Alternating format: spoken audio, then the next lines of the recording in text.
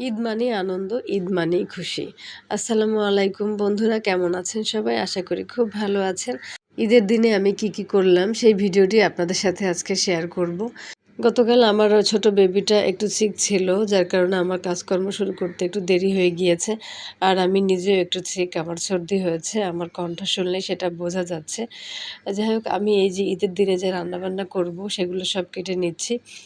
এখন হচ্ছে আমি রসুন কুচি করে নিচ্ছি, পেঁয়াজ কুচি করে নিব, আদা কুচি করে নিব। আমার বেবি যেহেতু গরুর মাংস খায় না, তাই ওর জন্য হচ্ছে মুরগির মাংস রান্না করতে হবে। আর আমরা হচ্ছে গরুর মাংস রান্না করব আমাদের জন্য। এখন হচ্ছে আমি এগুলো কেটে কুটে নিয়ে নিব, এরপরে হচ্ছে সব ব্লেন্ড করে নিব। আসলে ঈদে হচ্ছে পরিবারের সাথে সবার সাথে ঈদ করতে পারার আনন্দটাই আলাদা। এই যে আমার পেঁয়াজ কুচি করা হয়ে গিয়েছে। আসলে ছোটবেলার ঈদগুলো অনেক অনেক মজার ছিল, অনেক সুন্দর ছিল সেই দিনগুলো। যাই হোক, এখন তো অনেক দায়িত্ব। এই যে হচ্ছে আলু কেটে নিয়েছি, আদা কুচি, রসুন কুচি, পেঁয়াজ কুচি করা হয়ে গেছে। আর এই যে মাংস আমি ধুয়ে নিচ্ছি, মুরগির মাংস আমার মেয়ের জন্য। আর এই যে পোলাও রান্না করেছি, পোলাও রান্নার পুরো ভিডিওটি করা হয়নি, কারণ ঈদের দিন অনেক কাজের চাপ থাকে, খুব তাড়াতাড়ি করে করতে হয়। আর এই যে আমরা হচ্ছে গরুর মাংস রান্না করছি, আর এই গরুর মাংসের মধ্যে আমি দুটো তেজপাতা ছিঁড়ে দিয়েছি। যদিও হচ্ছে আগে দেওয়া উচিত ছিল, যখন হচ্ছে আমি একটু তেলে ভেজে নিয়েছিলাম পেঁয়াজ কুচি, তখন দিলে একটু ঘ্রাণটা আরও সুন্দর আসতো। যাই হোক, আমার মনে ছিল না, তাই আমি পরেই দিয়েছি তেজপাতা।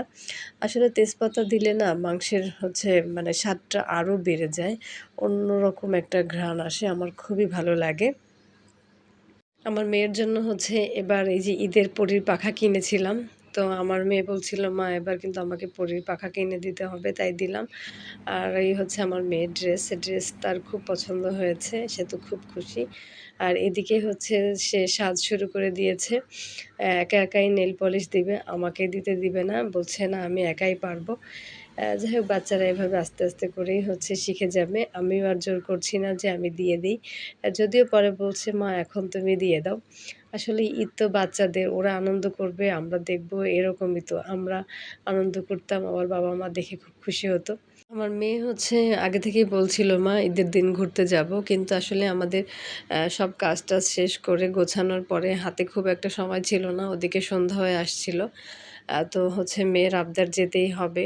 তো আমি বললাম হচ্ছে তুমি সাজুগুজু করো, এরপর হচ্ছে আমরা বের হব। আমার এই মেয়ে এই যে পায়েও নেল পরে পলিশ ভাবলাম দিচ্ছে। হচ্ছে এখন তো রাত হয়ে গেছে, কিন্তু আসলে যাওয়া যাবে না। কিন্তু আমার মেয়ে বলছে, না একটু ঘুরে আসি, একটু বাসার সামনে যাব। তো আমি বললাম ঠিক আছে তাহলে চলো। এই যে সে হচ্ছে ছবি তোলার জন্য একটু পোজ দিচ্ছে। আমার ছেলের এটা হচ্ছে দ্বিতীয় ঈদ।